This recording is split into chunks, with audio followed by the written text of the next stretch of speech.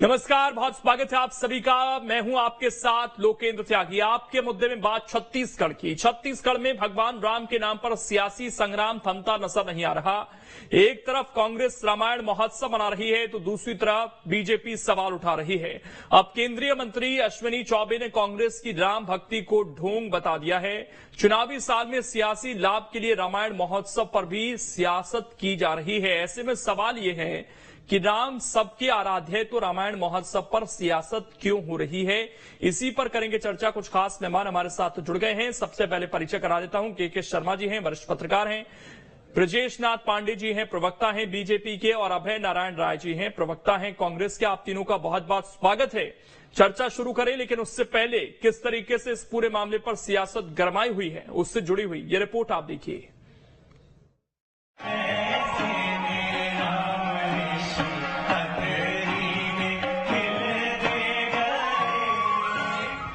छत्तीसगढ़ में इस वक्त राममय माहौल है। सरकार रामायण महोत्सव का आयोजन करा रही है, लेकिन चुनावी साल में भगवान के नाम पर भी राजनीति तेज हो गई है। एक तरफ कांग्रेस नेता भगवान राम और हनुमान के नाम का जाप कर रहे हैं, तो दूसरी तरफ बीजेपी नेताओं को ये रास नहीं आ रहा है। बिलासपुर पहुंचे केंद्रीय मंत्री अश्विनी चौबे ने रामायण महोत्सव को लेकर कांग्रेस पर निशाना साधा है। उन्होंने इसे कांग्रेस का ढोंग करार दे दिया है। चुनाव आते ही लोगों को बेचैनी हो जाती है। सारे भ्रष्टाचार की है तो अब राम के नाम पर भ्रष्टाचार में उनको छूट मिल जाए, ये भगवान राम कदापि नहीं चाहेंगे। ये ठीक है कि राम का नाम लेकर के सारे भ्रष्टाचार मिट जाए, ऐसा सोचते होंगे। सब जगह का नाटकीय मंच भी शुरू हो रहा है रामायण के बारे में, रामलीला भी हो रहा। अच्छी बात होनी चाहिए। मैं तो चाहता हूँ कि यहाँ के रोम रोम में राम है, लेकिन ये कांग्रेस को कौन बताए, कांग्रेस को कौन समझाए। अब भूपेश बघेल जी चक्कर में पड़े तो राम याद आ जाते। अश्विनी चौबे ही नहीं, 2 दिन पहले ही पूर्व मंत्री अजय चंद्राकर ने रामायण महोत्सव की थीम पर सवाल उठाए थे। इस बीच बीजेपी नेताओं को जवाब देते हुए प्रदेश के सीएम भूपेश बघेल कह चुके हैं कि रामायण महोत्सव से बीजेपी असुरक्षित महसूस कर रही है। वो असुरक्षित महसूस कर रहे हैं क्योंकि राम तो आदि और अंत दोनों हैं। छत्तीसगढ़ से उनका विशिष्ट नाता है। वो हमारे भाचा राम है।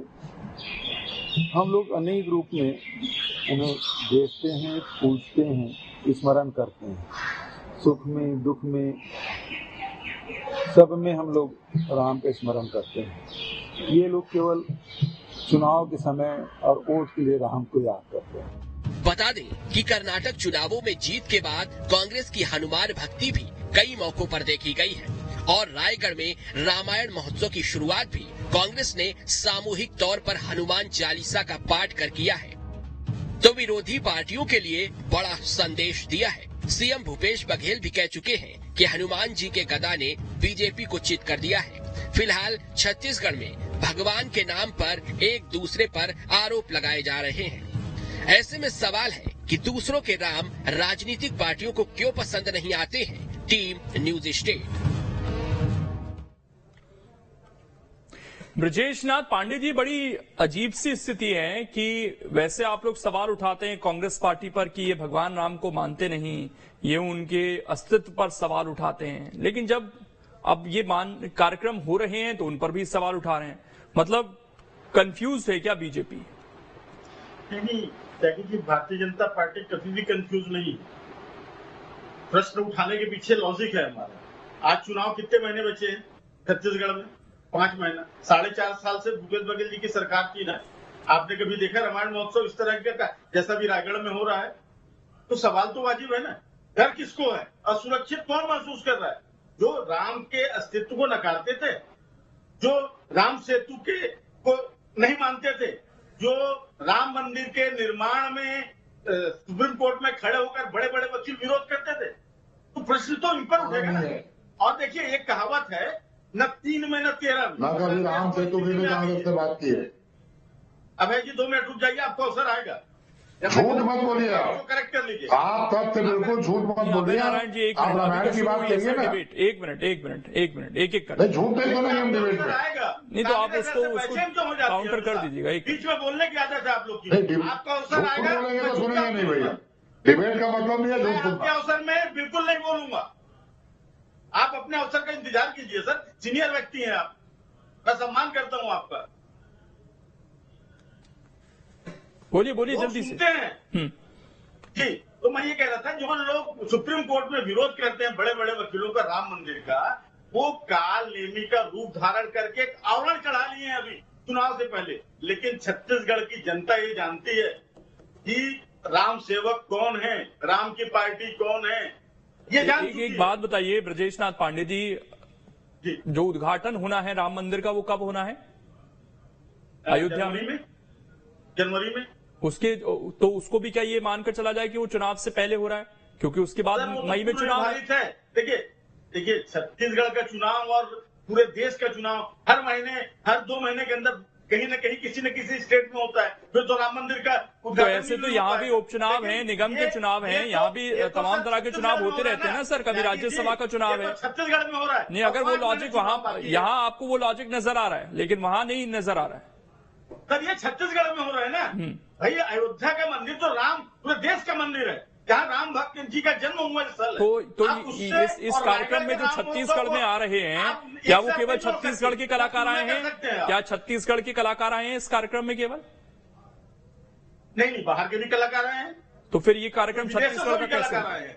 ये सवाल तो आप अभय जी से पूछिए कि छत्तीसगढ़ के लोगों से कौशल्या माता का मंदिर अगर बना तो क्या केवल छत्तीसगढ़ के लोगों के लिए बना? जी नहीं, देखिए छत्तीसगढ़ की जो राम जी, जो कौशल्या माता का मंदिर है, मैं यदि उलट के ये पूछूं त्यागी जी, अभय जी से कि जब 2000 से 2003 तक कांग्रेस की सरकार, तब क्यों नहीं बना ली? या अविभाजित मध्य प्रदेश में 10 साल उसके पहले कांग्रेस की सरकार, तब क्यों नहीं बना ली? तो ये समय की बात होती है। लेकिन आप तो भगवान राम को अपना आराध्य मानते हैं, तो फिर आपकी तो लंबे समय सरकार रही ना छत्तीसगढ़ के अंदर। आपको याद नहीं आया माता कौशल्या का मंदिर है कि प्रभु राम का ननिहाल है? चुनाव ही सही ऐसे कार्यक्रम करा लेते आप लोग, किसने रोका? त्यागी जी, मैं तो सोच रहा था कांग्रेस के लोगों को ही नहीं मालूम है।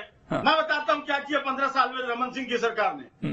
15 साल की रमन सरकार ने इस पे राम जन्मभूमि पथ पे खोज की, शोध की, और उसको जब हमारे बीज निगम के अध्यक्ष और आरडीए के अध्यक्ष श्याम बैस जी थे, उनकी एक कमेटी बनी हुई थी, इसमें मन्नू लाल यादव जी और एक यादव और थे, इनका नाम मैं भूल रहा हूँ।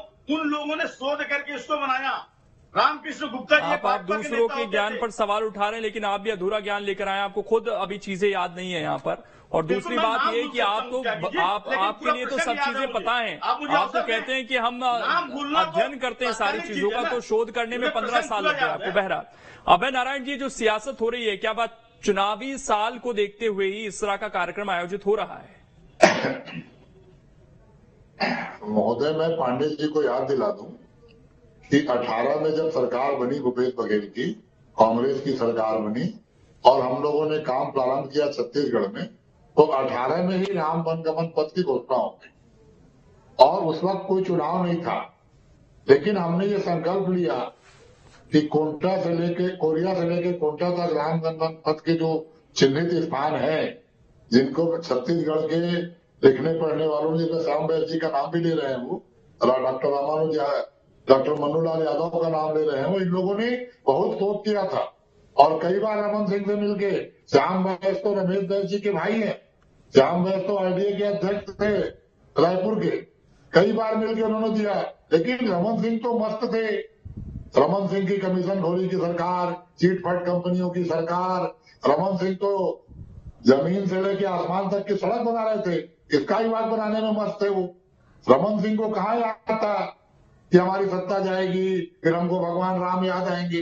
लेकिन भूपेश बघेल सरकार ने पहले साल से काम किया। उसके बाद मैं पांडे जी को बता दूं कि इस चुनाव के वर्ष में रामायण महोत्सव का आयोजन राष्ट्रीय स्तर पर हो रहा है। ब्लॉक पे, जिले पे, प्रदेश पे प्रत्येक वर्ष हम लोग रामायण मंडलियों का आयोजन करते थे।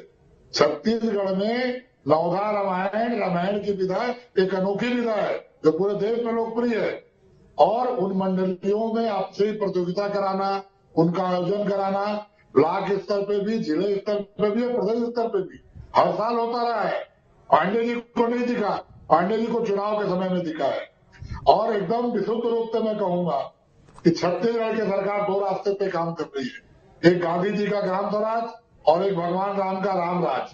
राम राज सबके लिए न्याय की व्यवस्था, राम राज सबको बोलने की स्वतंत्रता, राम राज वनवासियों को और कंदमूल फल खाने वालों को जाके सम्मान देना, चाहे सबरी के यहाँ गए, चाहे निषाद राज के यहाँ गए, चाहे जाके जंगल में ऋषियों को भगवान राम ने उनको उद्धार किया, तो सबके लिए न्याय की व्यवस्था। राम राज में उनके दरबार में कोई भी बोल सकता था। तो राम राज छत्तीसगढ़ में लाने का प्रयास, छत्तीसगढ़ में ग्राम स्वराज का प्रयास ये भूपेश सरकार कर रही है। और रामायण महोत्सव के लिए न तो डिबेट की आवश्यकता है, रामायण महोत्सव के लिए न राजनीति की आवश्यकता है। रामायण महोत्सव में तो भारतीय जनता पार्टी की अगर आराध्य थे भगवान राम तो उनको शामिल होना चाहिए था, शामिल होकर राम कथा सुनना चाहिए था।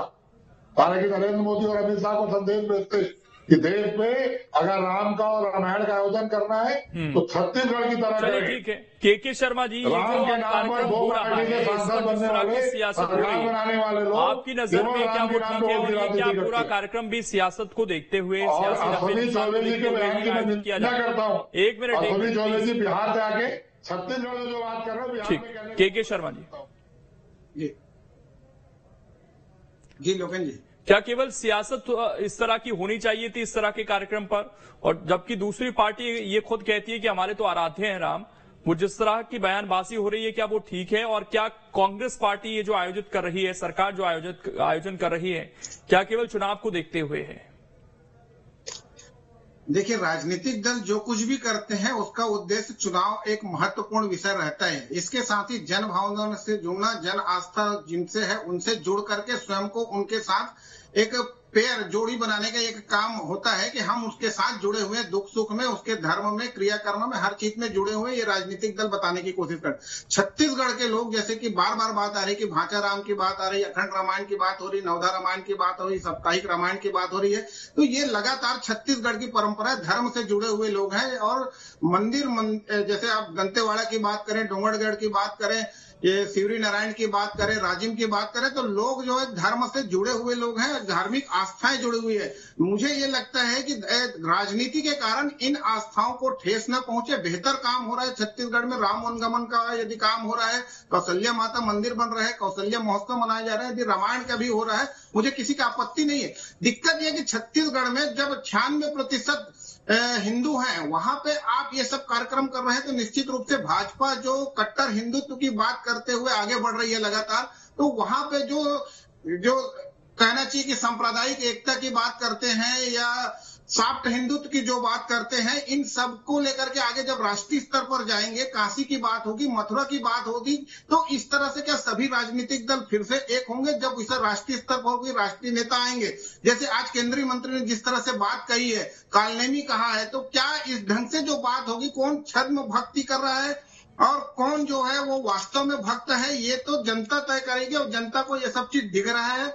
और कहने की बात यह है कि जैसे बार बार बात आ रही, साधु संतों की बात हो रही है, ऋषि मुनि का उद्धार की बात हो रही, सबरी की बात हो रही है, जो मित्रता की बात आएगी, तो हर तरह से जो रामायण में जो मर्यादा पुरुषोत्तम श्री राम जी हैं जिन्होंने आचरण किया, क्या उस आचरण के अनुरूप राम राज्य की स्थापना तक ये चर्चा आगे जाएगी कि छत्तीसगढ़ एक प्रयोगशाला बना हुआ है? मुझे लगता है कि कांग्रेस पूरी तरह से राममय करके छत्तीसगढ़ में यदि आगे सफल होती है विधानसभा में, तो 2024 में निश्चित रूप से। लेकिन के शर्मा जी, क्या एक डेफिनेशन भी बदल गई है कि अक्सर कांग्रेस पर बीजेपी देश में या अन्य प्रदेशों में ये सवाल उठाती है कि कांग्रेस राम को नहीं मानती, बजरंग बली, लेकिन यहाँ पर उल्टी गंगा बह रही है। यहाँ पर बीजेपी इस तरह के कार्यक्रमों से दूर भाग रही है। निश्चित रूप से भाजपा जो इस मुद्दे को अभी तक लेके चल रही थी, उसमें अब कांग्रेस का जिस तरह से इंटरफेयर हो चुका है, तो कहना चाहिए कि ये एक भूपेश बघेल कांग्रेस के लिए इस पूरे मतदाता जो हिंदुत्व के नाम पे भाजपा का वोट बैंक के रूप में बने हुए थे उसको अपनी ओर आकर्षित करने में सफल नजर आ रहा है। एक चीज, उसी तरह स्थानीय मुद्दों को लेकर के जिस तरह से भूपेश बघेल आगे बढ़ रहे थे, उनके मुद्दे को कल जिस तरह से आप देखे होंगे अनुज शर्मा जैसे लोग जो आए हैं, कलाकार आए हैं, तो वो उनके मुद्दे में जा रहे हैं। तो कहीं ना कहीं कांग्रेस और भाजपा में एक मुद्दों को लेकर चल रहा है। यही है कि जिस तरह की पॉलिटिक्स हम करते हैं ये तो हाईजैक हो गई हमारी पॉलिटिक्स। जी बिल्कुल हाईजैक नहीं कर सकती कांग्रेस में, इतनी शक्ति है ही नहीं कि वो हिंदुत्व की बात कर सके। हिंदुत्व यदि ऐसा होता तो जिस तरह से लव जिहाद हो रहा है बिलासपुर में, जिस तरह से हिंदुओं की हत्या हुई कवर्धा में, उसके आगे बीरगांव में, एक बार भी यहाँ के मंत्री, यहाँ के कांग्रेस के नेता उनसे मिलने नहीं गए। और अभी अभय जी कह रहे थे कि बोलने की आजादी है। अभय जी यही गंदी आदत है आपकी। बिलासपुर में कौन सा लव जिहाद हो गया? आप सबर कीजिए थोड़ा सा, आप सुनिए। बिलासपुर में कौन सा लव जिहाद हो गया बताइए ना। साहस रखिए सुनने का। लड़की बिलासपुर में कौन सा लव जिहाद हुआ? लड़की बिलासपुर की है। कौन सा लव जिहाद हुआ? बिलासपुर की है। भाजपा का पार्षद है वो, भारतीय जनता पार्टी का पार्षद है, पता कर लीजिए। दूसरी बात ये कह रहे अरुण साहब जी से पूछ लीजिए, भारतीय जनता पार्टी का पार्षद है वो, लोकतंत्र भारतीय जनता पार्टी का मंडल अध्यक्ष है। को फर्जी प्रकरण में फंसाकर इन लोगों ने जेल में डाला है। अरे आप जरा भैया से बात करिए ना, राम से बात करिए। चौथे पिलर झूठ पे झूठ, जेल में डाल दिया झूठे प्रकरण बनाकर, और आप कहते हैं राम राज्य है। झूठ पे झूठ बस। इस तरह की बात होकर मैं आपके बीच में कभी नहीं बोलता हूँ। थोड़ा सा तो नहीं, लव जिहाद बिलासपुर में झूठ बोल रहे हैं आप। अरे झूठ बोलेंगे तो आपको अवसर आता है ना। आपको भाजपा के पार्षद ने किया है भाई, नुकसान में किया भाजपा के पार्षद ने। आपके जवाब देने भाजपा का पार्षद नहीं है, इसलिए आप लोग बीच में बोलकर डिबेट को डिस्टर्ब करते हैं। हम लोग झूठ सुनने के लिए नहीं बैठते, हम झूठ बोलते हैं, झूठ सुनते नहीं। जनता सुनती नहीं है। और रहा सवाल छत्तीसगढ़ की जनता का, हिंदुत्ववादी का, तो वो सब जानते हैं कि असल पार्टी कौन है और कौन उनकी रक्षा करता है। भारतीय जनता पार्टी ही उनकी रक्षक है। और आने वाले समय में ये स्पष्ट हो जाएगा कि भारतीय छत्तीसगढ़ की जनता भारतीय जनता पार्टी के साथ है। चलिए समय इतना ही है मेरे पास। बहुत बहुत शुक्रिया आप सभी का जुड़ने के लिए और इस चर्चा का हिस्सा बनने के लिए। लेकिन छत्तीसगढ़ में इस वक्त सियासत गरमाई हुई है।